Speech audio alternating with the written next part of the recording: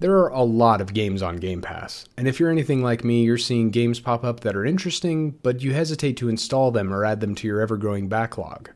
Well, never fear, for I, Midnight Honker, am here to help. I've decided to go through the latest games on Game Pass, play them for at least a couple hours, and help you decide if they're worth your precious time. Without further ado, join me as we check out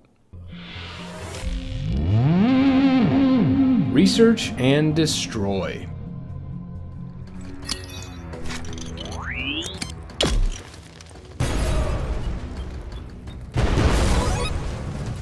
Research and Destroy is a game that combines third-person shooting with the turn-based tactical combat reminiscent of strategy games like XCOM. The gameplay reminds me a lot of Valkyria Chronicles, though rather than being set in a fictional version of war-torn Europe like Valkyria Chronicles, we find ourselves in a post-apocalyptic world where everyone became so stupid that their collective stupidity made ghosts real. Yeah, it's kind of ridiculous, but the general tone of the game is not a serious one. It's supposed to be light and humorous and not be taken too seriously.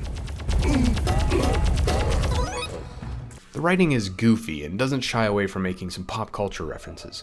There also isn't much of a narrative here. Most of the writing comes in the form of short cutscenes each time you encounter a new enemy. These are cute, but that's about all you'll be getting out of these supernatural beasts. Most of the time, they'll just be doing their usual ghost or zombie thing, going ooh or that sort of thing. That being said, it's fun enough, but the story really isn't the major draw here. The real meat of the game comes from the gameplay. The general gameplay plays out like this.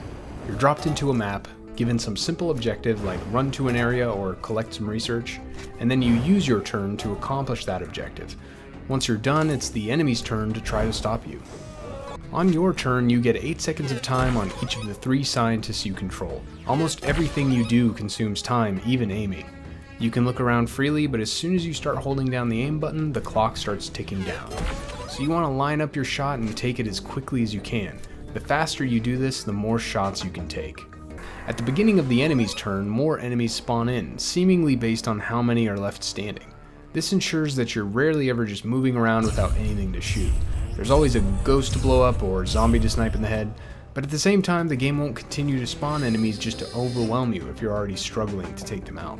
While the game is certainly not as punishing as other tactical strategy games like XCOM, it's not without its challenge. The game will punish you if you aren't using your precious 8 seconds of time wisely, or if you're positioning your scientists poorly. When one of your scientists goes down, you'll have to move one of your other scientists over to them to revive them, though this will cost you time. You do need all the scientists standing in the objectives to complete them, by the way, so don't assume you can leave them behind and still complete the mission, or you'll find yourself having to run a rescue mission to retrieve them, like I did. Then there's the Overworld map. The 2 turns exist here as well, one for you and one for the enemy. You have a timer on the right side of the screen that ticks down when you move around, or fast forward time, which you'll want to do often.